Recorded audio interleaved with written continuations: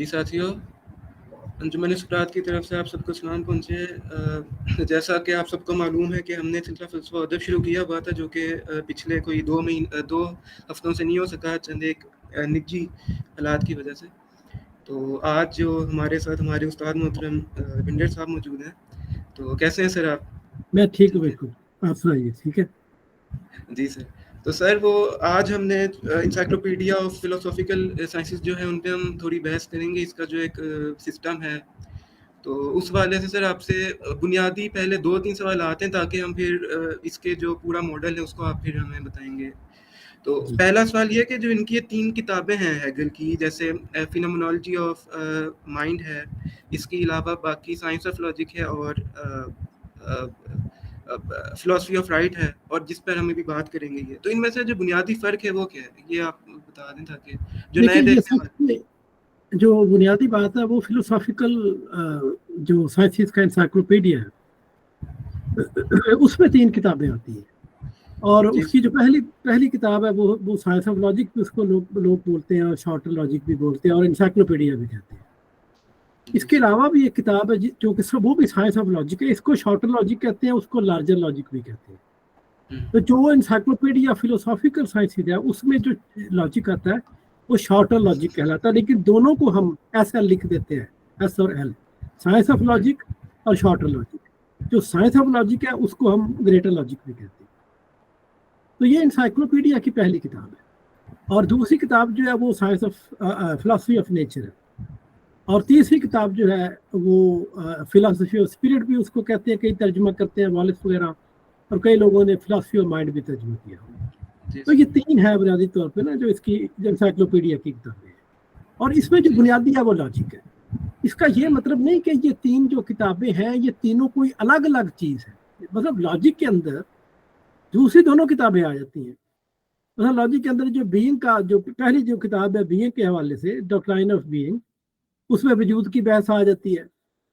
پھر جو doctrine of essence ہے، اس میں اسی وجود کی ماہیت کی بحث آ جاتی ہے۔ اور پھر جو تیسری کتاب آ جاتی ہے، وہ بھی کتاب ہی اس کو کہتے ہیں، نوشن کے حوالے سے، ڈاکٹرائن آف نوشن، اس پہ پھر وہ پہلی دونوں جو ہے وہ جمع ہو جاتی ہیں۔ تو اس کا یہ ہے کہ جو انسائکلوپیڈیا فلوسافیکل سائنسز ہے، اس کو ہیگل اسی طرح ترتیب دیا تھا، جس کا آپ نے نام لیا ابھی، philosophy of phenomenology of mind. Phenomenology of mind جو ہے وہ شائع ہوئی تھی 1806 میں، اور ہیگل اس کو ان کے مقدمے کے طور پر رکھنا چاہتا تھا جب اس نے فلوسافیکل انسائکلوپیڈیا آف سائنس لکھا ہے، لیکن اس نے بعد میں شامل نہیں کیا۔ ظاہر ہے وہ اس میں ساری کی ساری جو بحث ہے وہ شعور کی ہے، مطلب سیلف سرٹنٹی کی ہے، پھر پرسیپشن ہے، پھر کانشیسنیس ہے، پھر سیلف کانشیسنیس ہے، پھر ریزن کی آ جاتی ہے۔ اور کمال کی بات یہ ہے کہ پوری وہ جو فینومینالوجی تھی اس میں وہ یہ بات دیکھ رہا تھا کہ میں یونیورسل کو کیسے گریسپ کر سکتا ہوں۔ اچھا، اب آپ دیکھیں گے جو سیلف سرٹنٹی ہے، جو اس کے جو پہلا جہاں سے وہ سٹارٹ کرتا ہے فینومینالوجی آف اسپرٹ، اور پھر پرسیپشن کو سیدھا چلا جاتا ہے یونیورسل پہ، اور پھر لاجک جو ہے اس میں دلچسپ چیز یہ ہے کہ وہ سیدھا یونیورسل سے اس کو سٹارٹ کرتا ہے۔ اور پہلی دونوں جو سٹیجز ہیں وہ بتانا چاہتا تھا انفیکٹ جو انسائکلوپیڈیا فلوسافیکل سائنسز میں، کہ فینومینالوجی کی میں نے یہاں سے شروع کیا۔ پھر اب مجھے نہیں پتا اس نے کیوں نہیں بتایا، بہرحال وہ 1806 میں شائع ہوئی تھی، اور جو لاجک ہے اس کی 3 کتابیں، doctrine of being, doctrine of essence, doctrine of notion, یہ بالترتیب 1812، 1814 اور 1816 میں شائع ہوئی تھی۔ اور جو فلاسفی آف نیچر ہے یہ 1817 میں، جس کو آپ فلاسفی آف رائٹ کا بھی آپ نے کیونکہ ذکر کر دیا، میرا خیال ہے وہ اگر مجھے غلطی نہیں لگ رہی تو وہ شاید 1821 میں شائع ہوئی تھی، لیکن وہ جو انسائکلوپیڈیا ہے وہ اس کا حصہ نہیں ہے، وہ الگ ہے۔ لیکن بحث وہی یہ اس نے بعد میں لکھی تھی، لیکن اس سے پہلے جو فلاسفی آف مائنڈ تھی اس میں جو سٹرکچر اس نے بنا دیا تھا، اس میں فلاسفی آف رائٹ کا پہلو بھی آیا۔ جی سر، بہت بہترین، آپ نے بہت اچھے طریقے سے تینوں میں جو ہے وہ فرق بتایا۔ اب اس میں ایک جو سوال ہے میرے ذہن میں بھی جو ہے وہ کبھی کبھار آتا ہے، وہ یہ ہے کہ جو گریٹر لاجک ہے اور جو شارٹر لاجک ہے، ان میں یعنی کیا فرق ہے؟ یعنی جو اس میں کیٹیگریز ہیں وہ ایک جیسی ہیں، یا وہ ان کو تھوڑا وہ کم کر کے، یعنی فرق کیا ہے دونوں میں، گریٹر اور شارٹر لاجک؟ जो ग्रेटर लॉजिक है उसको ग्रेट कहते तो ग्रेटर लॉजिक है, साइंस ऑफ लॉजिक भी कहते हैं। उसमें जो चीज़ मुझे महसूस हुई है कि उसमें डिटेल बहुत कम है लेकिन क्लैरिटी बहुत ज़्यादा है। और मुझे बात का ऐसे लगता है कि हेगल ने ये अपनी क्लैरिटी के लिए लिखा था। लेकिन ना जो अगर आप फिक्से की तरफ आए, उसकी जो किताब साइंस ऑफ नॉलेज है, तो वो एक ही किताब उसने 7-8 बार लिखी। और उसके जब हम एडिशंस लेने के लिए जाते हैं, अब मुझे नहीं पता वो सारी मार्केट में अवेलेबल है या नहीं है, वो कई बार फलसफी लिखते हैं एक किताब को, और उसमें उनकी अपनी क्लैरिटी को। अब कार्ल मार्क्स को देखिए आप, सारी की सारी उसकी किताबें थी, जर्मन आइडियोलॉजी 1844 के मुसवदात हैं, फिर उसकी जो इसी तरह वो पॉवर्टी ऑफ फिलॉसफी, बहुत सारी किताबें जिनमें एक ही थीम है जो चल रहा है मुसलसल, और वो क्लैरिटी पैदा करते चले जाते हैं। इसी तरह जिस तरह ग्रैंडरसे थी, तो ग्रैंडरसे में वो क्लियर कर रहा था अपने आप को, वो उसने शाया करने के लिए नहीं लिखी थी, क्लैरिटी ला रहा था अपने थॉट के, लेकिन बाद में वो भी शाया कर दी गई। तो इसी तरह जो हेगल है उसमें जो लॉजिक लिखा है ग्रेटर और शॉर्टर, वो भी क्लैरिटी लाने के लिए था। और जो साइंस ऑफ लॉजिक है, जो जिसको हम ग्रेटर लॉजिक बोलते हैं, उसमें बहुत ज़्यादा क्लैरिटी है और फिर उसमें मतलब चीज़ें समझ में आती है। तो जो शॉर्टर लॉजिक है, ये जो मेरे सामने है इसमें प्रॉब्लम ये है कि ये बड़ा मुबहम है, इल्हाम बहुत ज़्यादा है, और फिर टर्मिनोलॉजीज जो है वो इस तरीके से इस्तेमाल होती है कि लोगों को पता नहीं चलता कि ये क्या बात करने लगे। मिसाल के तौर पे जिस तरह थिंग इन इट सेल्फ है, कांटियन फिलोसफी में जिस तरह बहस नोमिना की आती है, वो थिंग इन इट सेल्फ ही उसको कह देता है, लेकिन जब वो thing in it self, thing in them self की बात करता है, तो ज़ाहिर है वो ऑन्टोलॉजिकल तसव्वुर है, वो एपिस्टेमोलॉजिकल नहीं, लेकिन उसको भी वो थिंग इन इट सेल्फ कह देता है, और उसको भी कह देता है। यहाँ पे कंफ्यूजन पैदा होती है, खासकर उन लोगों के लिए जिन लोगों की पहली जुबान इंग्लिश नहीं है। ज़ाहिर हम लोग इंग्लिश में पढ़ते हैं, जिनको जर्मन आती है वो जर्मन भी पढ़ते हैं। तो इसमें जो बुनियादी फ़र्क है, कैटेगरी का कोई इजाफा नहीं है, जो सवाल आपने पूछा उसमें कोई इजाफा नहीं, सिर्फ क्लैरिटी ज़्यादा है और बेहतरीन तरीके से उसको बयान कर दिया। और मेरा ख्याल है कि वो उसी को पढ़ना चाहिए, और उसी को लेनिन ने भी पढ़ा था 1814 में। और जो कमेंट्री लिखी है मैकटैगन ने उसकी, वो भी ग्रेटर लॉजिक की लिखी है। तो मेरा ख्याल है कि वो कमेंट्री की बहरहाल मुझे नहीं समझ आती, क्योंकि वो ज़्यादा मुश्किल कर देते हैं बात का कमेंट्री लिखते हैं। तो इसी तरह वो तो तनकीद भी बीच बीच में कर देते हैं ना, तनकीद भी कर देते हैं और अपनी तरफ से बहुत कुछ डाल देते हैं दरमियान। सर मेरा भी यहाँ पे एक सवाल है। जी जी, ये आपने कांट की फिलॉसफी का जिक्र किया, तो इसमें जो कांट का फिनोमेना है और जो उसकी थिंग इन इटसेल्फ है, इसमें जरा आप डिफरेंस बता दें अच्छे से। इसमें काफी कंफ्यूजन हो जाती है। मैं इसमें बताता हूँ, क्योंकि ये बहुत से लोग जो है, खासकर हमारे जो लोग हैं तो पाकिस्तान में, देखिए एक तरफ तो वो मजहबी लोग हैं ना, उनको तो चाहिए शैफिल ज़ात के भाई ये कोई ऐसी चीज हाथ में आ गई है, उसको वो फिक्स कहता है, वो डॉगमेटिक का लफ्ज उसके लिए बोलता है कि ये चीज ऐसी हमारे हाथ में आ गई है कि कांट ने कहा कि हमारी अकल तो जा ही नहीं सकती वहां, लेकिन वो जो सारे का सारा प्रोसेस है उसको नजरअंदाज कर देते हैं। तो जो नोमिना है बेसिकली ये एक सब्जेक्टिव तस्वुर है, यानी जितनी हमारी फहम के अंदर कैटेगरीज है और उसके बाद हमारा जो आइडिया है बुनियादी तौर पे, वो भी ज़ाहिर है वो भी रैशनल साइड पे आएगा ना, सब्जेक्टिव साइड पे। तो जितनी भी हमारी जो अंडरस्टैंडिंग की कैटेगरीज हैं और उस पे जो आइडिया है, ये इनके वो सारे माकुलात और आइडिया ये उन पर मुश्तमिल है, ठीक है, उसको हम नोमिना बोलते हैं। अच्छा, अब अगर इसकी रसाई नहीं होती फिनोमिनल वर्ल्ड से आगे, फिनोमिनल वर्ल्ड से आगे हम, मेरी मुराद ये है कि फिनोमिनल वर्ल्ड तो वही है ना जिसका हम हिस्सी इदराक करते हैं। अब अगर ये हिस्सी इदराक से आगे भी जाना चाहता है या हिस्सी इदराक से आगे सोचता है, अब जो आगे वो सोच रहा है हिस्सी इदराक से कि ये तो फिनोमिना है और इस फिनोमिना का एक जौहर भी है, उस जौहर को हम कहते हैं थिंग इन इटसेल्फ या थिंग इन देमसेल्फ। तो जो थिंग इन देमसेल्फ है वो बुनियादी तौर पे एक ऑन्टोलॉजिकल तस्वुर है। जो नोमिना है ये ऑन्टोलॉजिकल तस्वुर नहीं है, ये सब्जेक्टिव है और इसका इन्हिसार जो है वो अंडरस्टैंडिंग की कैटेगरी के ऊपर। अच्छा सर, जी اس پہ یعنی کہ یہ ہم کہہ سکتے ہیں کہ فار ایگزامپل جس طرح ماڈرن کوانٹم میکینکس ہے تو اس میں ہمیں پتہ لگتا ہے کہ ہر چیز جو مادہ ہے وہ اصل میں ہمیں مادہ لگتا ہے وہ ویو ہے.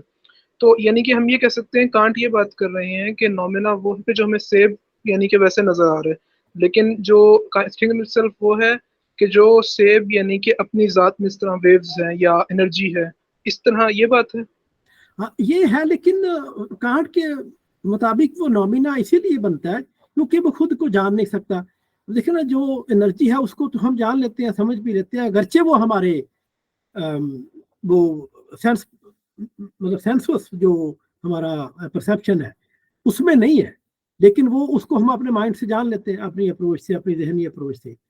تو جو نومینا ہے اس کو ہم جب نہیں جان پاتے، یعنی جب حسی ادراک اس کو نہیں دیے جاتے اور خود سے اگر یہ کہے کہ میں اپنے آپ کو یا اپنے تصورات کو جتنے بھی انڈرسٹینڈنگ کے کانسیپٹس ہیں ان کو میں اپنے ہی خیال کی مدد سے یا اس سے جو بڑی جو فیکلٹی ہے جس کو ریزن کہتے ہیں اس ریزن کی کو بروے کر لا کر میں اس کو جان لوں تو وہ اس کو جان نہیں پاتے. یہ کانٹ کا کہنا ہے. اور جہاں سے سارے کا سارا جو فلسفہ ہے ماں بعد کانٹین فلسفہ وہ یہاں سے شروع ہوتا ہے، کیونکہ خود کانٹ نے یہ بات کر دی تھی. اگر آپ دیکھیں نا وہ جہاں پہ وہ ڈفرنس بیان کرتا ہے سیکشن 200A255 جہاں وہ یہ دونوں کے درمیان فرق بیان کرتا ہے فینومینا اور نومینا کے درمیان، تو وہاں یہ بات کہتا ہے کہ اس کا یہ مطلب نہیں کہ اگر ہمارے پاس حسی تجربہ نہیں ہے تو ہمارے پاس کوئی اور تجربہ بھی نہیں ہے. اچھا اب وہ جو تجربہ ہے جس کا انحصار پیور انٹیوشن پہ ہے نہ کہ امپیریکل انٹیوشن پہ، وہ تجربہ جو عقل جب اس کو نومینا کو دیکھتی ہے ظاہر ہے اس میں عقل اور اس کے درمیان کوئی کنٹراڈکشن نہیں آتا. اچھا اب عقل اس کے بارے میں سوچتی ہے لیکن عقل اس کو جان نہیں سکتی. جاننے کے لیے ظاہر ہے مشاہدے کی ضرورت ہے، تو عقل کے پاس مشاہدہ ہے نہیں اور عقل براہ راست حسیاتی ادراکات تک کوئی رسائی نہیں رکھتی. اس لیے عقل جو ہے وہ ان تصورات کو جاننے کی کوشش کرتی ہے، اور جب جان نہیں سکتی نظری سطح پر نہیں جان سکتی، لیکن ان کو جس طرح کانٹ کہتا ہے کہ ہم اس کو سوچ سکتے ہیں، ہماری ریزن اس کو سوچتی ضرور ہے لیکن جانتی نہیں ہے. یعنی ہماری جو ریزن ہے وہ اس کا اس بات کرتی ہے کہ ایسی کوئی شے موجود ہے لیکن اس کو جانتی نہیں. اچھا اب یہاں سے تنقید عقل محض ختم ہو جاتی ہے اس بات پہ آ کے، اور یہاں سے جو اگلی کتاب ہے جس کو ہم کہتے ہیں تنقید عمل محض یا کریٹک آف پریکٹیکل ریزن، اس کا آغاز ہو جاتا ہے. یہاں پہ اب کانٹ کوشش یہ کر رہا ہے کہ وہاں سے جو کیٹیگری تھی انڈرسٹینڈنگ کی جس کو جان نہیں پایا، کم از کم ان کے اندر سے 2-3 تصورات جو ہے، بیسیکلی تو 2 تصورات ہیں. ایک تو وہ سمجھتا ہے کہ میں آزاد ہو گیا ہوں، آزادی کا تصور لے لیتا ہے کہ مطلب جو فطرت کی جو ایک میکینکس ہے اس دنیا سے آزاد ہو گیا ہوں، لہذا اب اس کے پاس وہ فری ول آ گئی ہے، یہ اس کی فری ول کا تصور ہے. دوسرا وہ انڈرسٹینڈنگ کی جو کیٹیگریز ہیں ان کو وہ سسٹمیٹیکلی ان کا استخراج کرنے کی کوشش کرتے ہیں، یعنی ڈیڈکٹ کرنے کی کوشش کرتا ہے، وہ کہ وہ پراپر لاجیکل انداز میں نہیں ہے. کوشش بہرحال اس نے کی ہے اور وہاں سے وہ خدا کا تصور بھی برآمد کر لیتے ہیں. یہاں سے اس کے جو عقیدہ ہے باقاعدہ اس کا آغاز ہوتا ہے. تو یہ ہے وہ اس کا اس بات ضرور کرتا ہے لیکن اس کو جان نہیں پاتا، کیونکہ وہ سمجھتا ہے کہ جاننے کے لیے جو پیور انٹیوشن ہے وہ کافی نہیں ہے، بلکہ اس کے لیے امپیریکل انٹیوشن یعنی تجربی مشاہدہ ہونا بھی ضروری ہے. جی سر، یعنی وہ کہتا ہے کہ کنٹینٹ بھی ضروری ہے، اور کنٹینٹ جب تک ہوگی تو تبھی ہم اس کے فارم کے ساتھ ملا کے پھر کوئی کسی چیز کا علم حاصل کر سکتے ہیں. بالکل یہ تو بہت ضروری ہے، اس کے بغیر وہ نہیں کر سکتے. لیکن بڑی دلچسپ چیز یہ ہے کہ جو مابعد کانٹین فلسفی ہے جس طرح فکتے ہے، اس نے کہا کہ نہیں ضرورت ہی نہیں ہمیں حسیات کی طرف جانے کی. اس نے کانٹ کو یاد کرایا کہ بھائی آپ نے ساری بات تو خود ہی کر دی، آپ نے خود ہی کہہ دیا کہ جو کیٹیگریز ہیں ان کا ہم منطقی استخراج کر سکتے ہیں، اور اس کا آغاز باقاعدہ فکتے نے کر دیا. اس کا ذکر ہیگل نے کیا اپنے لاجک میں کہ فکتے کا یہ بہت بڑا کنٹریبیوشن ہے کہ اس نے حسی ادراک کو چھوڑ دیا. اس نے کہا کہ ہم کیونکہ جو کیٹیگریز ہے وہ یونیورسل ہے، اور جو وجود ہے بینگ جس جہاں سے ہیگل شروع کرتا ہے وہ بھی یونیورسل ہے. تو انہوں نے پھر ان کیٹیگری سے ایک یونیورسل سے آغاز کر کے تو پرٹیکولیرٹی نیچر اس کو دریافت کیا، جس پہ ہم ابھی بات کریں گے. اور مطلب لاجک جو ہے وہ بیسیکلی وہ تھاٹ ہے، اور اس کے بعد اسی کے اندر نیچر بھی موجود ہے. یعنی جو لاجک جو شافی ذات تھی کانٹ کی، اس کے اندر سے انہوں نے جو کہ نتھنگ تھی، جس کو ہیگل یونیورسل آئیڈیا کہتا ہے یا universal basic universal abstract empty nothing कहता है, वो बेसिकली वो सिर्फ आइडिया था जिसके अंदर कंटेंट नहीं था। फिर वो कैसे उसकी निगेशन करता है, इस पर बाद में करेंगे। जी सर, बहुत बेहतरीन। हमने काफ़ी बात कर ली, कांट पे भी थोड़ी सी बात कर ली। अब सर जो इसके 3 बुनियादी कैटेगरीज हैं हेगल की, यानी बीइंग, नॉन बीइंग और बिकमिंग, लोग इसको समझने में ना काफ़ी गलती भी कर देते हैं, और आपने इस पे काफ़ी कुछ लिखा भी है, लेकिन फिर भी ये सवालात होते रहते हैं। तो इस वाले से अगर आप थोड़ा जी, इसमें इस पे लिखा भी है, और हेगल की जो मैं उसकी लॉजिक की मैंने शरह लिखनी शुरू की थी, इंटरप्रिटेशन उसकी, उसका बड़ा हिस्सा मैंने कंप्लीट कर लिया हुआ है। उसमें ये चीज़ें बार बार आती हैं, बार बार कंफ्यूजन पैदा करती हैं लोगों के लिए। आपकी तस्वीर नहीं आ रही, मुझे नजर नहीं आ रही है, आपने खुद ही बंद की है या कि क्या वजह? मुझे लगता है मैं अकेले ही बात करता जा रहा हूं। अब्दुल्ला भाई जी, अच्छा वो जी सर, मैंने खोल लिया। जी, वो जो है ना डॉक्ट्राइन ऑफ बीइंग की बहस है, पहले हिस्से की, पहली किताब की। तो बीइंग, बुनियादी तौर पे बीइंग क्या है? बेसिकली तो आइडिया है ना, क्योंकि अब इस बात को बिल्कुल जहन में रखना है कि ये उसमें कोई सेंस नहीं है, ना ही कोई परसेप्शन है, ये वो यूनिवर्सल है जिसको कॉन्शियसनेस ने डिस्कवर कर लिया था। और उसमें 3 पहलू आते हैं बीइंग के, उसको जानने का जो अमल है। पहला जो, जहां पे हम सिर्फ ये कहते हैं कि ये एक मतलब वजूद है, ठीक है ना, कि यूनिवर्सल वजूद है। अच्छा, अब जो यूनिवर्सल का पहलू है, ये इसका तयन हमारी अंडरस्टैंडिंग करती है, बकौल हेगल, उसी किताब में सेक्शन 86 जो लॉजिक है, कि हमारी अंडरस्टैंडिंग जो है वो वजूद का तयन करता है। और दिलचस्प बात ये है, देखिए आप, कि यही जो वजूद है ये कांटियन जो कैटेगरीज है उनमें भी शामिल है, यानी कांट की कैटेगरी है बाकायदा, वजूद, एग्जिस्टेंस और नॉन एग्जिस्टेंस। अच्छा, अब यहां से वो शुरू कर देता है यूनिवर्सल से। वो जब यूनिवर्सल पे देखता है कि यूनिवर्सल को तो हम नहीं जान पाते, यही बात कांट ने कही थी कि हम तो उसको नहीं जान सकते, यही बात हेगल कहता है कि यूनिवर्सल को नहीं जान पाते। फिर क्योंकि कांट ने ये बात कही थी कि उसके लिए हमारे पास जरूरी नहीं है कि किसी तजुर्बा हो, यही कांट की लिमिटेशन थी, उसके फलसफे की हदूद भी यही थी कि वो रुक गया वहां पे। अब ये क्या करते हैं कि ये उस यूनिवर्सल से, जिसको कि बीइंग कह रहे हैं, जो कि अभी आपने सवाल किया, उस बीइंग के अंदर से ये नॉन बीइंग निकालते। अब वो जो एब्स्ट्रैक्ट बीइंग है, जो बीइंग ऑफ आइडिया है, उसकी निगेशन करते हैं। अच्छा, अब उसकी जब निगेशन होती है तो वो नॉन बीइंग, यानी इनिशियली वो जो बीइंग है वही नॉन बीइंग है। बुनियादी तौर पे बीइंग का सवाल इसलिए खड़ा होता है कि बीइंग है, ठीक है ना। जब मैं अपनी आंखें बंद कर लेता हूं, अब आइडिया की बात करें, मैं से मेरी मुराद आइडिया की है। कांटियन फिलॉसफी में तो उसने बाकायदा मिसाल दी है ना कि अगर हम अपनी आंखें बंद कर लें और सब कुछ रिमूव कर दें, तमाम मारूदात रिमूव कर दें, तो बाकी क्या बचेगा? Abstraction, empty, nothing. सेम बात हेगल कर रहा है, यहां से वो आगाज कर रहा है। और ऐसी मजे की बात है, हमारे लोग जो फलसफा पढ़ते हैं वो बहुत सारी बातों को नजरअंदाज कर देते हैं, उनको पता नहीं चलता, बाहर है वो सारी अपनी अपनी, वो एक किसी ने नुक्ता उठा लिया, किसी ने दूसरा। लेकिन ये फिलॉसफी जो है, इसके अंदर एक आइडिया काम कर रहा है, और इसकी अपनी एक सेल्फ मूवमेंट है, और अपनी सेल्फ मूवमेंट के अंदर ये अपने आप को किसी ना किसी फॉर्म में जाहिर करती रहती है।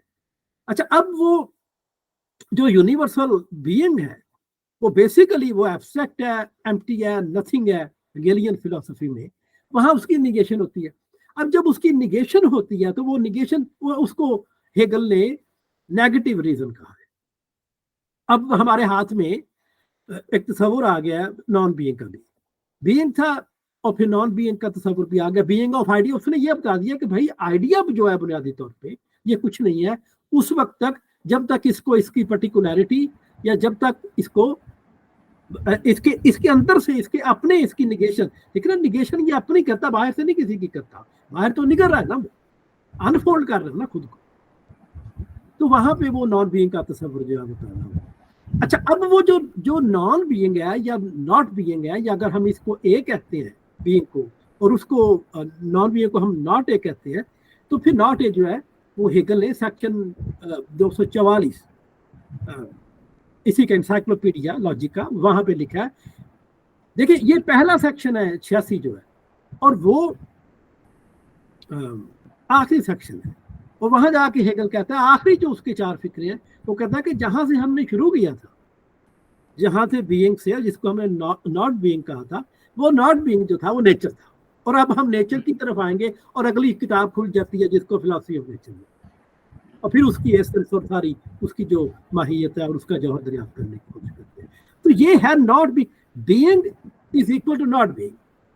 अच्छा, अब जो बीइंग है वो नॉट बीइंग है। अब यहाँ लोगों को प्रॉब्लम हो जाती है। अब वो प्रॉब्लम इसलिए हो जाती है कि बीइंग है तो सही, लेकिन उसकी कोई करैक्टरिस्टिक, कोई उसकी एट्रीब्यूट उसका डिटरमिन नहीं हुआ। अब उसका जो एट्रीब्यूट डिटरमिन जब होना है, वो तो उसी सूरत में होगा ना जब उसको उसकी पर्टिकुलैरिटी मिलेगी, जब उसका एक कंक्रीट जो पहलू है वो सामने आएगा। तो यहाँ बीइंग फिर आ जाता है, being is equal, being plus not being equal to being या A plus not A equal to determinate A. फिर ए जो है वो डिटर्मिनेट हो जाता है, और ए ही है जो कि वजूद है, उसके अंदर 2 पहलू हैं, एक ए और दूसरा उसका नॉट ए, यानी एक प्लस और एक उसका माइनस। और फिर वो ये तीसरे मरहले में आता है, तीसरा मरहला जो कि जिसे हेगल कहता है कि ये स्पेकुलेटिव रीजन है, यानी पहले अंडरस्टैंडिंग से आगाज करता है, फिर नेगेटिव रीजन आ जाती है, और नेगेटिव रीजन के बाद स्पेकुलेटिव रीजन या पॉजिटिव रीजन जिसको बोलते हैं। और उसके अंदर जो कंटेंट है, ज़ाहिर है डायलैक्टिकल, वो एब्स्ट्रैक्ट तो नहीं है ना। डायलैक्टिक्स जिस तरह हेगल कहता है कि ये कोई एब्स्ट्रैक्ट नहीं है, ये इसका ये कंक्रीट है, जो आइडिया है बुनियादी तौर पे वो एब्स्ट्रैक्ट उसी सूरत में जब तक वो यूनिवर्सल है, और जब उसको अपने अंदर से ही अपनी पर्टिकुलैरिटी निकालता है तो वो एक कंक्रीट आइडिया बनता है। तो ये उसकी जो किताब है, उसकी बाद में फिर मुख्तलिफ आगे कैटेगरीज आती हैं, चलती रहती हैं, मेजरमेंट है और डिटर्मिनेट बीइंग है, बाकी भी इसी तरह सारा एक वसी सिलसिला है। बहुत बेहतरीन सर। यानी अगर मैं आपसे अपना शेयर करूं कि बीइंग को हम यानी ये कह सकते हैं कि वो एब्स्ट्रैक्शन है, बिल्कुल एक किस्म की बीइंग आगाज यानी हाँ प्योर बीइंग एब्स्ट्रैक्शन है, लेकिन वो दरअसल बीइंग नहीं है, वो नॉन बीइंग है, क्योंकि अभी उसमें क्वालिटीज नहीं है। क्वालिटीज जो है वो नॉन बीइंग में आएंगी। बिल्कुल यानी बिल्कुल बिल्कुल आप जिसको नॉट बीइंग कह रहे हैं वो हेगल बिल्कुल उसको नेचर कहता है कि ये नेचर है जो कि निगेशन से सामने आई। निगेशन किसकी है? निगेशन वो एब्स्ट्रैक्ट यूनिवर्सल आइडिया की निगेशन है। और वो तो सर यही बेगानगी है। जी सर आप बात मुकम्मल कर लें, मैं फिर करता हूँ। जो एब्स्ट्रैक्ट यूनिवर्सल आइडिया है उसकी निगेशन है, यानी आइडिया अपना बीइंग देख रहा है ना कि मेरा बीइंग क्या है। बेसिकली तो वो आइडिया का बीइंग है, और आइडिया का बीइंग उस वक्त तक नथिंग है जब तक कि वो उस एब्स्ट्रैक्ट की निगेशन नहीं होती। लिहाजा ए और नॉट ए बराबर है, क्योंकि दोनों एक सतह पे है। जो ए है वो यूनिवर्सल है और वही निगेशन करता है, नेचर आती है, एक ही जगह पे है। और ये बहुत बड़ी गलती है। देखें, इसको समझने में हाइडिगर जैसा जो इतना तगड़ा जो फलसफी है उसने भी गलती की कि उसने कहा कि देखिए हेगल स्पिरिट को दाखिल कर रहा नेचर में, हालांकि ऐसी बात नहीं है। ऐसी सॉरी ब्रदर, मैंने बंद नहीं किया था। तो वो ऐसी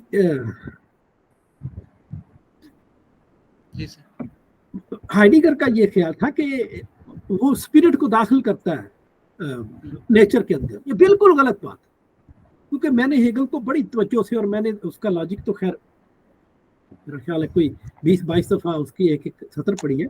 ऐसा कुछ भी नहीं है। देखिए डायलैक्टिक्स नेचर जो है उसको दाखिल कर दिया, ये डायलैक्टिक्स नहीं है। डायलैक्टिक्स जो है उसके अंदर कुछ दाखिल नहीं किया जाता स्पिरिट के अंदर, बल्कि उसके अंदर मौजूद होता है, उसको दरियाफ्त कर बाहर निकालना। और ये फिर जो हाइडिगर पर तनकीद हम करते हैं, हम कहते हैं कि नहीं, नेचर उसके अंदर है, एक ही वक्त में दोनों चीजें। मतलब आप समझ लें कि एक ढेर लगा हुआ है किसी चीज का, मट्टी है और मट्टी का ढेर लगा हुआ है, और उस मट्टी के अंदर ही स्पिरिट मौजूद है, और उस स्पिरिट ने खुद को अनफोल्ड करना है। ये है बेसिकली इस बात को समझने का जो प्रॉपर जो तरीका कर। अच्छा, अब वो हमारे पास मट्टी का ढेर जो है वो हमारे पास कंक्रीट है जिसको हम तलाश कर रहे थे, लेकिन क्योंकि हमने वो आइडिया पर बात करनी है, और आइडिया क्योंकि एक्टिव है और आइडिया अपनी फॉर्म को तलाश कर रहा है, लॉजिक जो है उसमें आइडिया बेसिकली वो अपनी जो फॉर्म है उसी को तलाश कर रहा है ना, कि मैं किस तरह खुल रहा हूँ। वो हेगल बता रहा है کہ نیچر کے اندر آئیڈیا کس طرح انفولڈ ہو رہا ہے اور وہ کون کون سی شکلیں اختیار کر رہا ہے, اور باقی جتنی بھی کیٹیگریز اس کے بعد آتی ہیں وہ اس کی فارم متعین کرتی چلی جاتی ہے. بہترین سر, بہت آپ نے بہترین طریقے سے سمجھایا, اور کافی جو ہے نا وہ جو ہوتی ہیں باتیں وہ حل بھی ہو جاتی ہیں. تو سر اس حوالے سے نا ایک اور بات آ گئی کہ یہ جو پورا آپ نے سسٹم بتایا کہ جیسے ابھی ایسنس کا ہم بات کریں گے تو جو اس میں ریئل ایسنس ہے اس میں آئیڈینٹی کا مقولہ ہے, اور آئیڈینٹی پھر بعد میں گراؤنڈ میں چلی جاتی ہے اور وہ پھر ایگزسٹنس بن جاتی ہے. تو یہ جو پورا گول چکر ہے کہ ہمیں بینگ کے اندر بھی ہمیں یہی ملے گا, جس میں کوانٹٹی کے اندر پھر سے 3 حصے آ جاتے ہیں مقولات کے. تو یہ جو گول چکر ہے تو یہ سمجھ نہیں آتے کہ پھر آپس میں ملتے کیسے ہیں, اور یہ پورا ایک کیسے, یہ سمجھ نہیں آتی. اور باقی ان میں جو میڈیٹڈ ہے اور امیڈیٹ ہے, یعنی میڈیٹڈ میرے خیال سے وہ جو غیر مربوط اردو میں ترجمہ کیا جاتا ہے, غیر مربوط کے وہ ابھی میڈیٹڈ ہے کہ وہ ریزن کے ذریعے اس نے ابھی نہیں پہچانا ہے. جی یہ ہاں, تو وہ یہ کیونکہ یہ ایبسٹریکشن ہے بنیادی طور پہ جو ہم نے بات ابھی کر لی ہے نا, جی سر, ہم نے بینگ اور ناٹ بینگ کو پہچان لیا, ہم نے ان کی شناخت کر لی ہے. یہ جو بڑی دلچسپ بات ہے کہ یہ جو ایسنس ہے یہ کوئی باہر سے اس کے اندر نہیں ہم ڈالتے ہیں.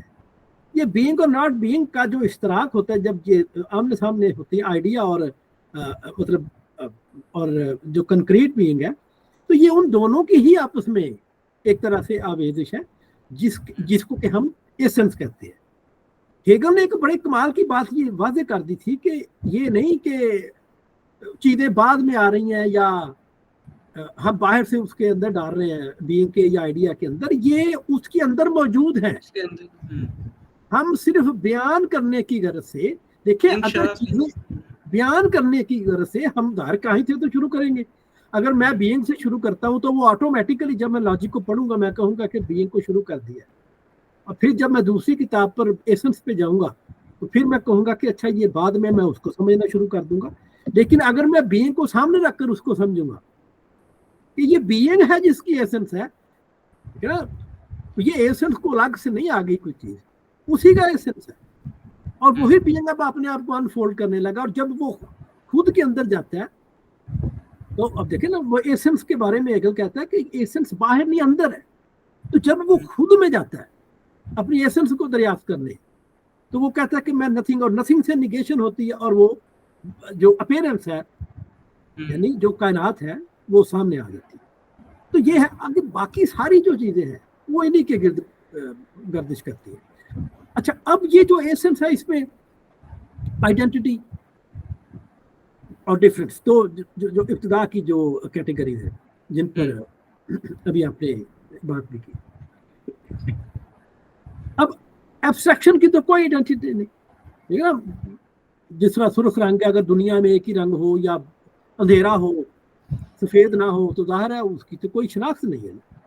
تو آئیڈینٹی کا سوال اس وقت پیدا ہوتا ہے جب ہم ڈفرینس کی کیٹیگری کو دریافت کر لیں, اور ڈفرینس کی کیٹیگری اس وقت دریافت ہوتی ہے جب بینگ کے اندر سے ناٹ بینگ برابر ہوتا ہے.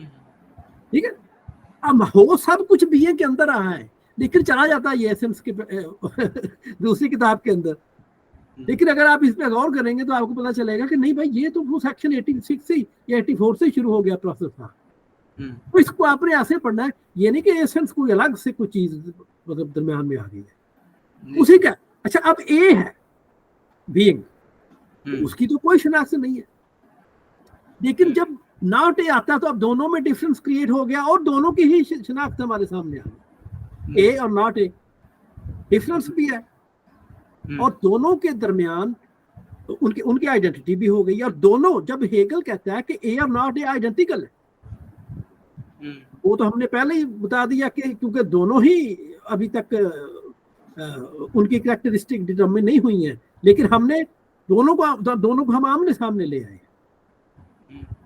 لہذا یہاں پہ ان کی جو کم از کم ان کی جو ایک شناخت ہے, ان کی جو آئیڈینٹی ہے وہ قائم ہو جاتی ہے, اور دوسری اور ایسنس کی جو کیٹیگری ہے ڈفرینس اور اس کے بعد وہ ہمارے ہاتھ لگ جاتی ہے. اچھا, پھر اب دیکھیں, اگر آپ اسی پر غور کریں گے, مزید غور کریں کہ صرف ڈفرینس نہیں, مطلب دریدا نے جب یہ پڑھا حصہ تو دریدا بھی آ رہا ہے, وہ بھی پزل ہو گیا. اس نے کہا یہ کیا میں پڑھ رہا ہوں کہ ڈفرینس آ گیا, پھر کانٹراڈکشن کہاں پہ. اور اگر آپ دیکھیں گے کہ اے اور ناٹ اے کے درمیان کانٹراڈکشن بھی ہے, और वो भी एसेंस की कैटेगरी है। वो चली एसेंस पे जाती है, वो इसलिए चली जाती है क्योंकि हमने जो डिफरेंस है उसकी माहियत को दरियाफ्त करना शुरू कर दिया। और एसेंस के अंदर जितनी भी कैटेगरीज आएंगी वो सारी की सारी जो है वो ज़ाहिर है इस एसेंस के हाथे में आएंगी, और जो बीइंग की कैटेगरीज है वो अलग होंगी। और यहाँ से जो दरीदा है उसने ये नतीजा निकाला, उसने कहा कि जो डिफरेंस है उसमें और कॉन्ट्राडिक्शन में, वो कहता मुझे कोई फर्क नहीं नजर आया। वो कहता ये सिर्फ उसका एक दूसरा नाम है, या बुनियादी तौर पे तो एक ही बात है, दो चीजें जो मुख्तलिफ है ज़ाहिर है उनके दरमियान वही उनका इख्तलाफ ही तो कॉन्ट्राडिक्शन। तो ये इस तरह ये अगली कैटेगरी, ऐसा कमाल का काम है। अच्छा फिर यही क्वालिटी और क्वांटिटी देखिए वो भी यहाँ पे मौजूद है। एक चीज जो है जो मौजूद है वो क्वालिटी है, जब वो दूसरी भी चीज आ जाएगी सामने और तीसरी भी आ जाएगी तो वो उसकी क्वांटिटी भी हो जाएगी, वो मिकदार भी सामने आ गई। तो मिकदार का जो पहलू है बुनियादी तौर पे वो भी बीइंग के अंदर उसके आगाज में शुरू हो जाता है, लेकिन ये हेगल जो है वो आहिस्ता आहिस्ता आगे जब चलता है तो वो बारी बारी वो सारी कैटेगरी। और कमाल की बात यह है कि घूमता उधर ही है, वो सिर्फ ये काम कर रहा है कि कांट ने जहाँ पे छोड़ दिया था एब्स्ट्रैक्ट लेवल पे, यूनिवर्सल लेवल पे जाके अंडरस्टैंडिंग की कैटेगरीज को, इसने सिस्टमैटिकली उन कैटेगरीज को डिडक्ट किया और वो एक एक कैटेगरी जो हमारे सामने आ रही है। बहुत बेहतरीन सर। अब हम यूं करते हैं कि पहली किताब जो है ना उसके अंदर जो 3 मकुलात हैं, क्वांटिटी क्वालिटी मेजर, उसको अगर हम फिर देख लें और इनका जो आपस में जो ये थे बीइंग के बाद एसेंस में जो लगती है, तो इन तीनों किताबों का आपस में बुनियादी इनका जनरल इंट्रोडक्शन आज कर लेते ना आप। सर मेरे दो बुनियादी से 2 सवाल हैं जी, सर, जी, अगर आप ले लें। सर एक ये है कि जब मेरी अक्सर जो साइंस परस्त लोगों से बात होती है जो बहुत ज़्यादा साइंस करते हैं, तो उनका अक्सर हेगल के फलसफे पे एक सवाल होता है कि हेगल ने एब्सोल्यूट आइडिया के जो वजूद है वो किस तरह साबित किया, एक इस पे ज़रा बता दें। और दूसरा कांट के फलसफे में एक कॉन्ट्रडिक्शन वो कहते हैं कि है कि ये तो खैर साइंस वाले नहीं कहते, तो वैसे मैंने खुद भी नोट किया, लोगों ने मुझे कहा कि कांट के फलसफे में कॉन्ट्रडिक्शन ये है कि साथ वो कहता है कि थिंग इन इटसेल्फ को हम जान नहीं सकते, साथ उसने थिंग इन इटसेल्फ का अपनी किताब में जिक्र भी कर दिया, उस पे उसके बारे में बता दिया। तो ये जो 2 बातें हैं इनको जरा समझा दें। चलिए हम पहले बात कर लेते हैं एब्सोल्यूट आइडिया पे। एब्सोल्यूट आइडिया क्या है बुनियादी तौर पे? ठीक है, असल चीज है एब्सोल्यूट। ठीक है, जब हम आइडिया को एब्सोल्यूट कहते हैं तो ज़ाहिर है हमें देखना है कि आइडिया क्या है, यही है ना बुनियादी चीज। जी आइडिया क्या है, ये आइडिया क्या चीज है। और आइडिया वही ज़ाहिर जब हम बीइंग को दरियाफ्त करना शुरू करते हैं उसके अमल को कि वो कहाँ कहाँ कौन कौन सी स्टेज से गुजरता है, तो हम वो आइडिया चल रहा था, आइडिया कहीं से हटता नहीं है, चल रहा है। और एब्सोल्यूट आइडिया वो उस वक्त बनता है जब वो बीइंग की तमाम कैटेगरीज, एसेंस की तमाम कैटेगरीज को दरियाफ्त कर लेता है, और दरियाफ्त करने के बाद उनके दरमियान एक डायलेक्टिक रिलेशन जो है उनको दिखाता है, वो एब्सोल्यूट आइडिया बन जाता है। लेकिन ये बात यहाँ रुकती नहीं है। एब्सोल्यूट आइडिया की जो डेफिनेशन हेगल ने खुद बयान की है, उसने थ्योरेटिकल और प्रैक्टिकल, उसने कहा है कि absolute idea is unity of theoretical and practical idea.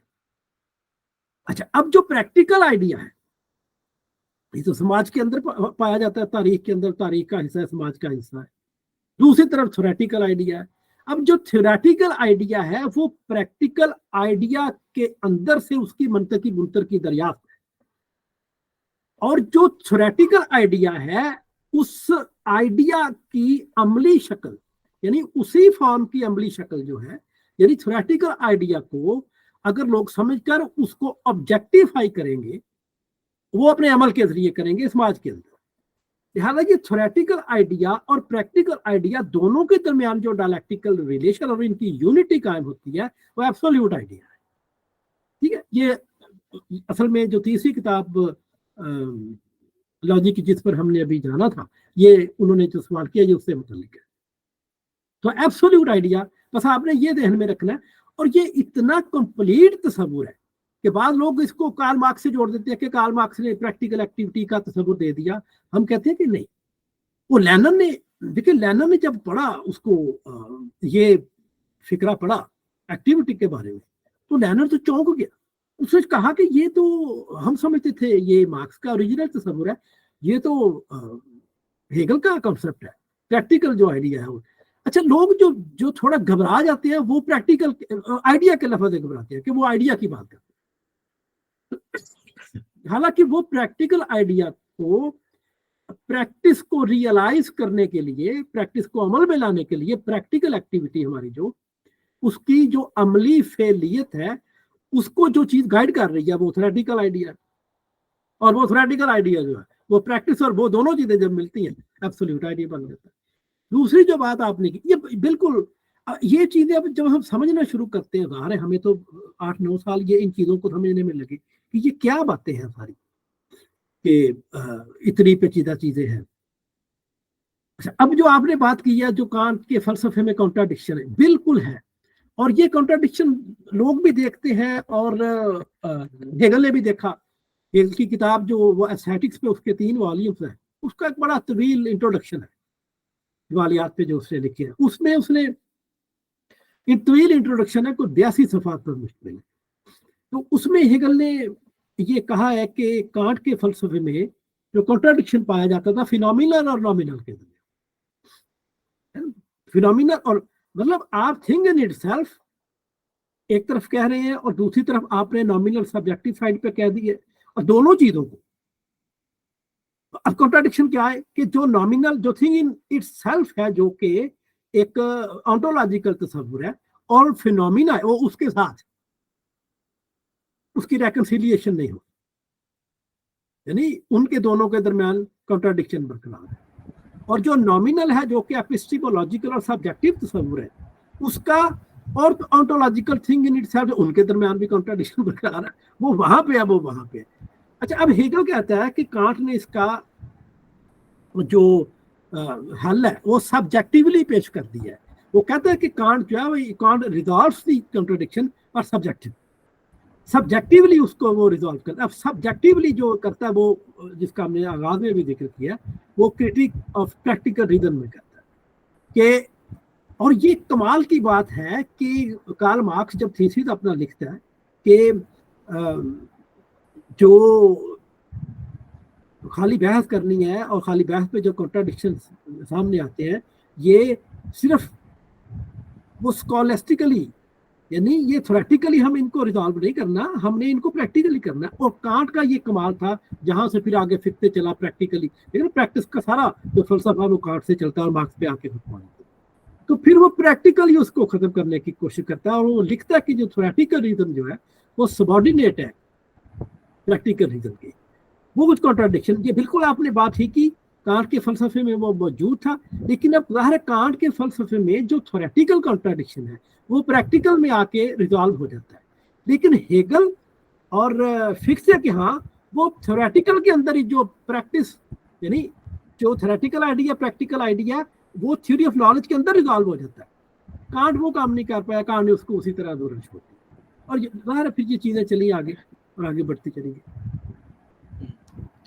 बहुत बेहतरीन सर। वैसे ये आप बिल्कुल आपने सही बात की कि मेहनत के हवाले से भी हेगल ने काफी बातें की हैं, बहुत उसने बड़े जैसे उसने बड़े गौर से वो एडम स्मिथ को बड़ा अच्छा पढ़ा था उसने। हेगल ने मईशत पर भी बातें की, और बड़ी जानदार बातें हैं वो। ज़ाहिर है अभी इस पे जब 3-4-5 सेशन होंगे तो सारी बातें मज़ीद इस पे बिल्कुल सही। चलिए सर, अब जो इसका ये तीसरी किताब है नोशन, जी, इस पर अब थोड़ा सा बात कर लेते हैं, फिर बाद में हम इंशाल्लाह और सेशंस करेंगे, तो इनमें जो कैटेगरीज हैं और कैटेगरीज की भी सब कैटेगरीज हैं उनको भी फिर देखेंगे। जी। अब ये जो तीसरी किताब है इसकी, इनके दरम्यान में एसेंस की किताब आ जाती है, एसेंस की। तो आप समझें कि जो नोशन है, जो कि कॉन्सेप्ट है, और एक तरफ बीइंग है, तो वो दरम्यान में एसेंस है।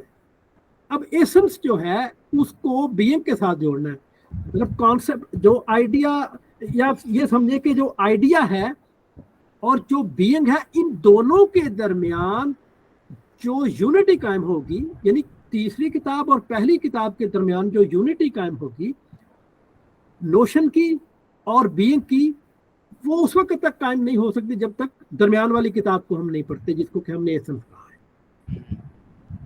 अच्छा, अब ये सारी जो एसेंस है वो बीइंग का एसेंस है, اور آئیڈیا جو ہے وہ ظاہر ہے وہ ان کو کر رہا ہے، ان کی یونٹی قائم کر رہا ہے، آئیڈیا بھی اس میں شامل ہے. ہمارے جو لوگ ہیں جو مٹیریلزم پر آ کے، خاص کر میکینیکل مٹیریلزم پہ، وہ آئیڈیا کو چھوڑ دیتے ہیں، حالانکہ وہ جو کچھ کر رہے ہوتے ہیں وہ سارا آئیڈیا ہوتا ہے، آئیڈیا سے سمجھ رہے ہیں، آئیڈیا کے ذریعے ہی وہ ساری کیٹیگریز کی ان کی جتنی بھی تفہیم ہوتی ہے اس کے ذریعے ہوتی ہے. تو جو تیسری کتاب ہے ہیگل کی، اس میں اس نے یہی کام کیا ہے. اس نے بتایا کہ وہی ایبسولوٹ آئیڈیا بنتا ہے جب پوری کی پوری ایسنس کی کیٹیگریز بینگ کے اندر سے بغیر کوئی خلا چھوڑے، بغیر کوئی کسی طرح کا شگاف چھوڑے، اور بغیر ایسا کوئی کنٹراڈکشن چھوڑے جو کہ دوئی کے ہاتھے میں چلا جاتا ہے اور اس کے اندر سے برآمد نہیں ہوتا، وہ ان دونوں کے درمیان ایک ایبسولوٹ یونٹی پیدا کر دیتی ہے. اور یہ اس کتاب کا جو سارے کا سارا مقصد ہے وہ یہی ہے. اس کے بعد پھر آگے جا کے وہ آبجیکٹ کی میکینیکل آبجیکٹ جو ہے جہاں پہ ہم یہ سمجھتے ہیں، یہ بھی اس کے آگے ڈسکشن ہے تیسری کتاب میں. وہ نیوٹونین جو میکینیکل آبجیکٹ تھا جس کو الگ کر دیا گیا تھا بالکل سیپریٹ، جس طرح کانٹ نے بھی کیا وہ، اور پھر وہ کیمیکل آبجیکٹ ہے، اور پھر تیسرا جو ہے وہ ٹیلیولوجیکل آبجیکٹ ہے جہاں پہ ہیگل میکینیکل کو اور کیمیکل کو دونوں کو جوڑ دیتا ہے. ظاہر ہے وہ ہر جگہ اس کی پوری جو فلاسفی ہے، لاجک ہے، اس کے اندر وہ ایک طرح کی ٹرائیڈ ہے نا، ٹرائیڈ کام کرتا ہے، تین چیزیں کام کر رہی ہیں. تسلیث کام کر رہی ہے، اور جو کرسچن ہے وہ جب پڑھتے ہیں وہ کہتے ہیں شاید وہ مسیحیت کا کوئی پہلو تھا. تو یہ ہے برادر اس کا جو جنرل انٹروڈکشن تھا. اسی طرح جب انسائکلوپیڈیا پہلا جو ہے وہ لاجک جو پہلی کتاب آ جاتی ہے، دوسری نیچر آ جاتی ہے، تیسری. اب یہی جو انسائکلوپیڈیا اگر آپ اس کو تاریخ پر مطلب تاریخی حوالے سے جب ہم اس کو دیکھتے ہیں آگے چل کے، تو یہ جو فینامینالوجی آف مائنڈ ہے جو کہ فلوسافیکل سائنسز ہے انسائکلوپیڈیا کی، ان میں یہ تینوں چیزیں آ جاتی ہیں اور تیسری کتاب میں اکٹھی ہو جاتی ہے جس کو فلاسفی آف مائنڈ کہتے ہیں. پہلی کتاب آئیڈیا، دوسری کتاب یعنی آئیڈیا کو وہ سبجیکٹیو اسپرٹ کہہ رہے ہیں، سبجیکٹیو اسپرٹ جو کہ لاجک ہے، آئیڈیا کہہ لیں لاجک. اور پھر آبجیکٹیو اسپرٹ سماج جس کے اندر سارے ادارے آ جاتے ہیں، جتنے بھی ادارے ہیں کام کرتے ہیں ریاست کے، آرگنائزیشنز ہیں، مطلب کوئی بھی اسکول ہے، یونیورسٹیاں ہیں، ہاسپٹل ہے، جہاں پہ انسان اپنی جو صلاحیتیں ان کو ریئلائز کر سکتا ہے، تحقیقی ادارے ہیں، باقی یہ آبجیکٹیو اسپرٹ ہے. سبجیکٹیو اسپرٹ، اچھا اب ہیگل کا معاملہ یہ ہے کہ وہ جو سبجیکٹیو اسپرٹ ہے وہ اس کو ہی آبجیکٹیفائی کرنے کی کوشش کرتا ہے، جس کو وہ سمجھتا تھا کہ انقلاب فرانس کے بعد یہ اب اپنے اس مرحلے میں چلی گئی ہے کہ جو آئیڈیا ہے نا انقلاب فرانس کے بعد، اس نے کہا کہ یہ جو انقلاب فرانس تھا یہ خیال کی جیت ہے، یہ خیال کی فتح ہے بنیادی طور پہ. تو اس کو لینن نے الگ سے نوٹ کیا، اس نے ہائی لائٹ کر کے یہ فکرہ الگ سے رکھ لیا کہ یہ آئیڈیا کی فتح ہے ریالٹی پہ، کیونکہ انسان نے جس طرح ریالٹی کو بنانا چاہا اس نے اسی طرح اس کو بنایا. اچھا آبجیکٹیو اسپرٹ جو ہے وہ ادارے، اور پھر ایبسولوٹ اسپرٹ جو ہے وہ اس کا تیسرا سیکشن ہے جو انسائکلوپیڈیا فلوسافیکل سائنسز ہے، اس کا آخری جو سیکشن ہے تیسری کتاب ہے، اس میں بھی تین کتابیں ہیں، سبجیکٹیو اسپرٹ، آبجیکٹیو اسپرٹ اور ایبسولوٹ اسپرٹ. ایبسولوٹ اسپرٹ میں ہیگل تین چیزیں پھر لے کے آتا ہے، ایک وہ لے کے آتا ہے آرٹ، اور دوسری وہ لے کے آتا ہے مثلا، اور تیسری وہ لے کے آتا ہے فلسفی. اور فلسفی کو ان سب کو ان پر بلند وہ اہمیت دیتا ہے، درجہ دیتا ہے، کیونکہ وہ سمجھتا ہے کہ فلسفی جو ہے یہ جو کچھ اس نے کیا ہے، ٹھیک ہے نا. کمال کی بات یہ ہے کہ ہیگل یہ سمجھتا ہے کہ یہ جو کچھ بھی اس نے کیا ہے یہ فلسافیکل کیا ہے، اور وہ جو ایک لاجیکل فارم تھی اس نے ایک اپنا معروض ایبسٹریکٹ یونیورسل جو کہ انڈرسٹینڈنگ کا تھا اس کے اندر سے دریافت کیا، اور اس کو اس کی منطقی بنتر میں، اس کی سیلف موومنٹ میں، اس کی اپنی اس کی حرکت میں اس کو دیکھا، اور اس کے اندر سے جو کیٹیگری برآمد ہوئی ان کا استخراج کرتے تھے. تو یہ ایبسولوٹ جو اسپرٹ جو انسائکلوپیڈیا کی تیسری کتاب ہے उसमें ये 3 चीज़ें वो बताता है कि किसी भी कौम को समझने के लिए, जानने के लिए और उनकी बुलंदी का लेवल चेक करने के लिए आप ये देखें कि उनका लॉजिकल लेवल क्या है उस कौम का, उनकी ऑब्जेक्टिव स्पिरिट क्या है कि उनके इदारे किस तरह काम कर रहे हैं, और उन इदारों के अंदर इंसान, अच्छा अब फिर उसके अंदर भी एक एथिकल एस्पेक्ट आ जाता है, मतलब फिर वो फैमिली बनाता है, एक ट्राइड काम करता है ऑब्जेक्टिव स्पिरिट के अंदर, ये फैमिली है। ये दूसरी जो किताब है उसमें फैमिली है, ऑब्जेक्टिव उसका जो पहलू है जो कि समाज है जहाँ पे वो बेगानगी का शिकार हो जाता है, और फिर तीसरी स्टेट आ जाती है। स्टेट को वो कहता है कि ये वो लॉजिकल फॉर्म है जहाँ पे इंसान अपनी जो बेगानगी है जो कि उसने समाज में महसूस की, उसको वो रियलाइज कर लेता है रैशनल फॉर्म के अंदर। अब वो जब वो स्टेट की बात करता है कि वो रैशनल फॉर्म में स्टेट के अंदर उस अपनी जो सलाहियतें या अपना पोटेंशियल है उसको रियलाइज करता है, तो लोगों को ये भी चीज़ नागवार गुजरती है, वो कहते हैं कि हेगल ने पता नहीं स्टेट को क्या बना दिया।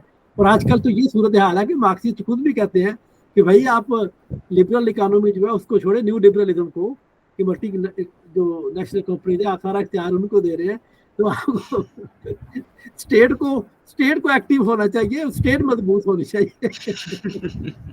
हम कहते हैं ये बात हेगल पहले कर गया था, आपको भी याद आई है।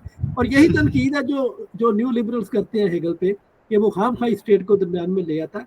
हम हमारी जो मल्टी नेशनल कंपनी उनको आज़ाद छोड़े, वो खुद तय करेंगी, वो हुकूमत करेंगी, वो बताएंगी कि स्टेट को क्या करना है, स्टेट ने नहीं बताना, वो बताएंगी कि स्टेट को क्या करना है।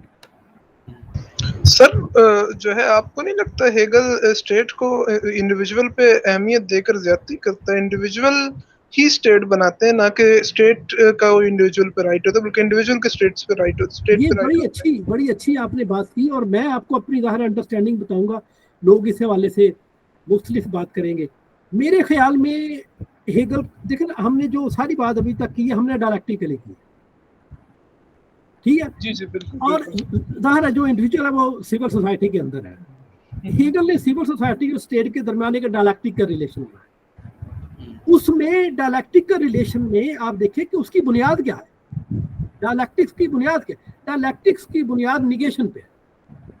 अगर हम नफी नहीं करते तो फिर हमने कौन से डायलेक्टिक्स जो उसको इस्तेमाल किया? तो ये जो डायलेक्टिक्स है, जब आप सिविल सोसाइटी और स्टेट के दरमियान देखेंगे तो वो दोनों की निगेशन है।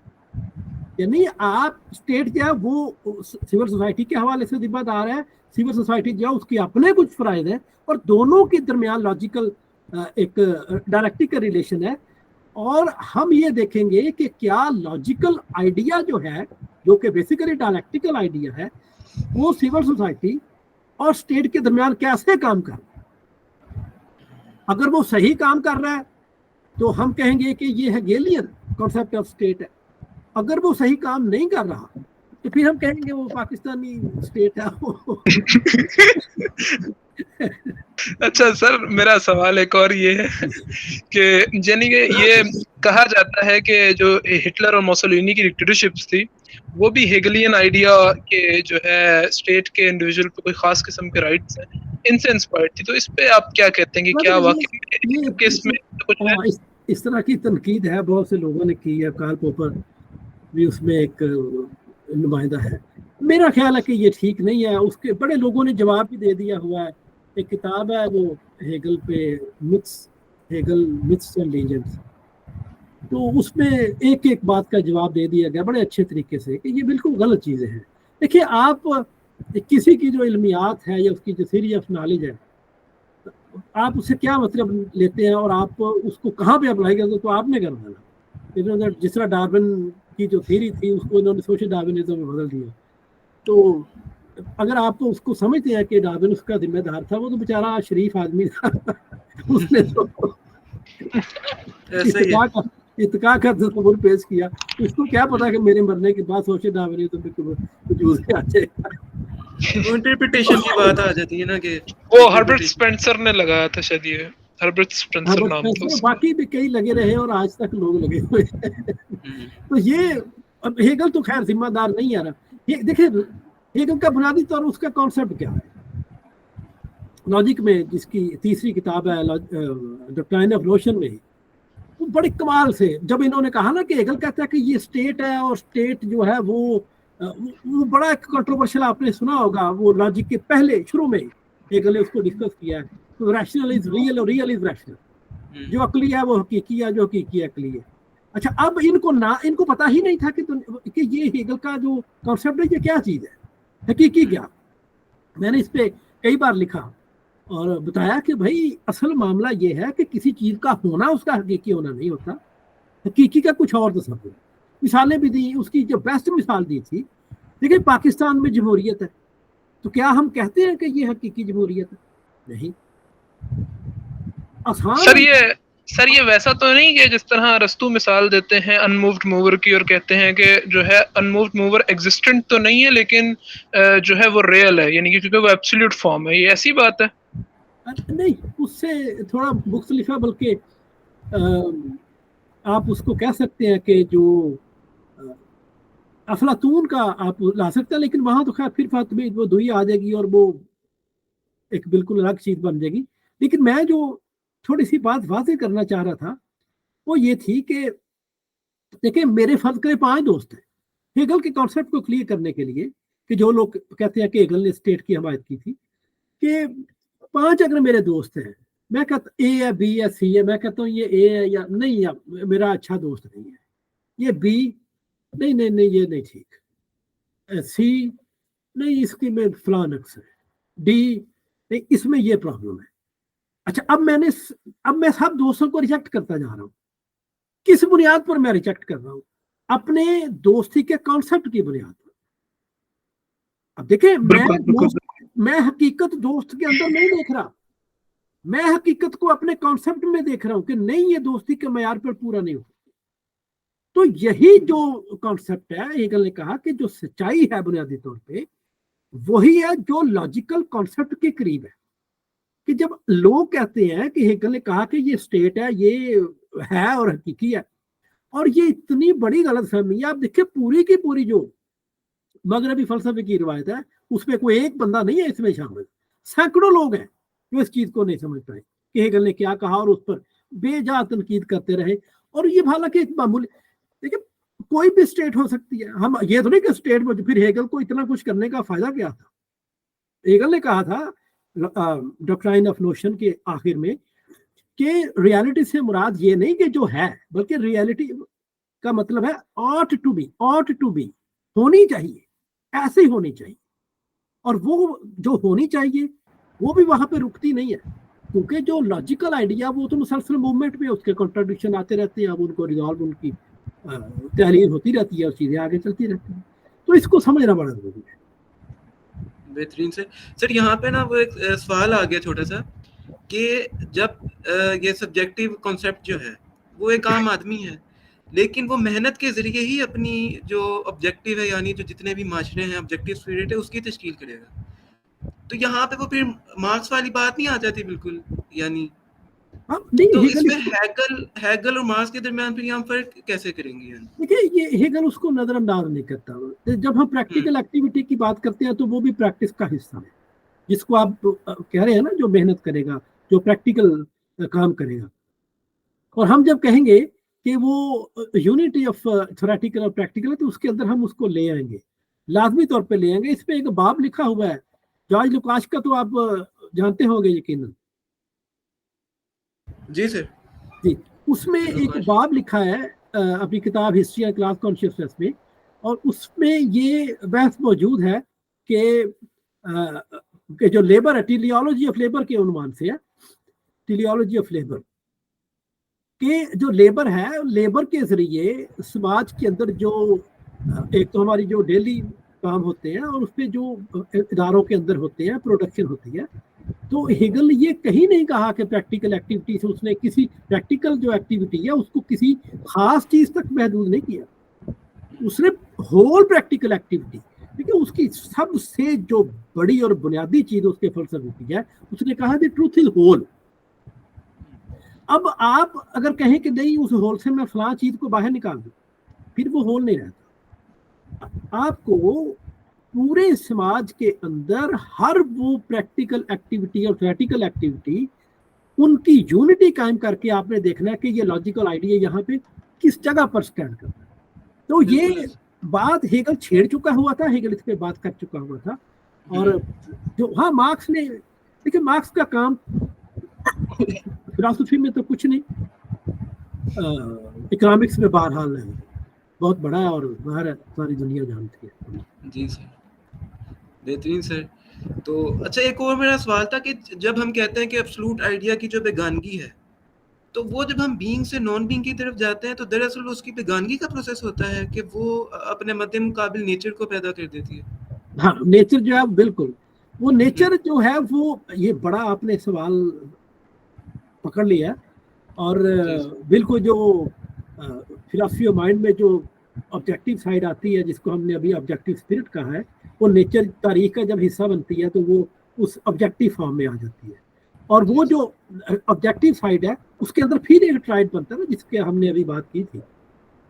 नेचर में भी बेगानगी आ जाती है और जो समाज है उसमें भी, जो फैमिली है, जब वहां से बंदा बाहर समाज में निकलता है तो वहां भी खुद को बेगानगी में पाता है। तो ये बिल्कुल सेम चीज है। अब यहाँ पे क्या करता है, अगर वो स्टेट रैशनल है तो उसकी बेगानगी बकौल हेगल वो अपने आखिरी सांसें लेनी शुरू कर देती है। और नेचर के अंदर जो है वो जब नेचुरल लॉज जो है उनको डिस्कवर करता है, उनके अंदर की फॉर्म को देखता है, तो जाहिर है एलियनेशन उसमें से भी खत्म होती है। तो सर जिसके जरिए फ्लूट आइडिया जो है वो मुकम्मल अपनी कामलियत हासिल करेगा, यानी वो रीजन है ना, हम इंसान हैं, तो यहाँ पे रीजन के दो काम आ जाते हैं कि वो अपनी बेगानगी के जरिए जो है वो जब फ्लूट आइडिया की बेगानगी उसको खत्म करेगी। तो ये बात कहना ठीक है, यानी जो वो अपने मामला तश्कील दे रहे हैं माशरे के अंदर, वो फिर वो जो फेनोमेनोलॉजी के अंदर वो बयान करता है, वो जो मराहिल हैं शऊर के, तो वो उसकी दरअसल बेगानगी है, जैसे मास्टर स्लेव डायलेक्टिक्स है।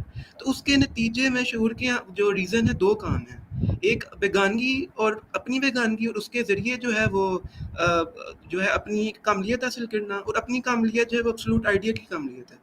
तो हम ये कह सकते हैं। हाँ नहीं, बड़ा आपका गहरा सवाल है। तो बेगानगी को खत्म करने का जो तरीका है हेगेलियन फिलॉसफी के अंदर है, वो तो रीजन ही है ना, दूसरा तो नहीं कोई। तो वो रीजन के जरिए उसको खत्म करता है कि रीजन जो है वो अपनी फॉर्म को दरियाफ्त करे समाज के अंदर, और जो स्टेट है वो उसको रियलाइज करे। तो ये है कि उसकी जो बेगानगी है उसका खात्मा। तो मेरा ख्याल है इसके अलावा हेगल ने इसी का एनालिसिस है। हम अगर इसकी डेप्थ में भी जाना चाहें, इसकी गहराई में हम जा सकते हैं, लेकिन हेगल यहाँ तक उसका जो आउटकम है, उसका जो माहिसला नतीजा वो यही है कि रीजन की जो फॉर्म है लॉजिकल, उसको ऑब्जेक्टिफाई किया जाए समाज के अंदर, और वो उसको फिर देखा जाए, फिर दोबारा देखा जाए। आइडिया जो है वो उसके अंदर जाए, वो उसकी ऑब्जेक्टिफिकेशन हो। जिस तरह आइडिया नहीं, वो हमने वो बीइंग के हवाले से कहा कि वो नेचर से जाता है और फिर दोबारा वापस पलटता है, इसी तरह वो ऑब्जेक्टिफाई हो और उसकी ऑब्जेक्टिफिकेशन से वो दोबारा सब्जेक्टिविटी का हिस्सा बने, और ताकि वो देखा जाए कि वो प्रैक्टिकल और प्रैक्टिकल में क्या गैप रह जाते हैं और कहाँ तक वो खुद को रियलाइज करता है। बेहतरीन सर, इस पे हम इंशाल्लाह ना मजीद तफसील से बात करेंगे। अब हम नेचर को देख लें या नेचर को देख लेते हैं? चलिए नेचर पर अब अगली बार रख रहे वो। चलें सर, ठीक है। तो हाँ सही कह रहे हैं, घंटा हो गया। तो सर बहुत मजा आया, आपने बहुत अच्छे तरीके से सारा देखा। अभी हम ना अगले सेशन में वैसे नेचर और स्पिरिट हो जाएगा मुकम्मल, तो उसके बाद फिर हम ना इसकी मजीद डिटेल में जाएंगे। ठीक है, इसकी डिटेल बिल्कुल जाएंगे। और अब अगले सेशन में आप चाहते हैं नेचर पे की जाए बात, या वो उनकी कैटेगरीज को मजीद कुरेदा जाए, जो लॉजिक की कैटेगरीज है उनमें। चले मैं कह रहा हूं कि पहले पूरा वो आउटलाइन आ जाए ना, फिर उसके बाद फिर हम मजीद डिटेल में जाएंगे। ठीक है, नेचर पे कर लेंगे। बेहतरीन सर, तो बहुत मजा आया, बहुत बहुत शुक्रिया। बहुत शुक्रिया, बहुत शुक्रिया। ठीक है सर, अल्लाह हाफिज़, थैंक यू।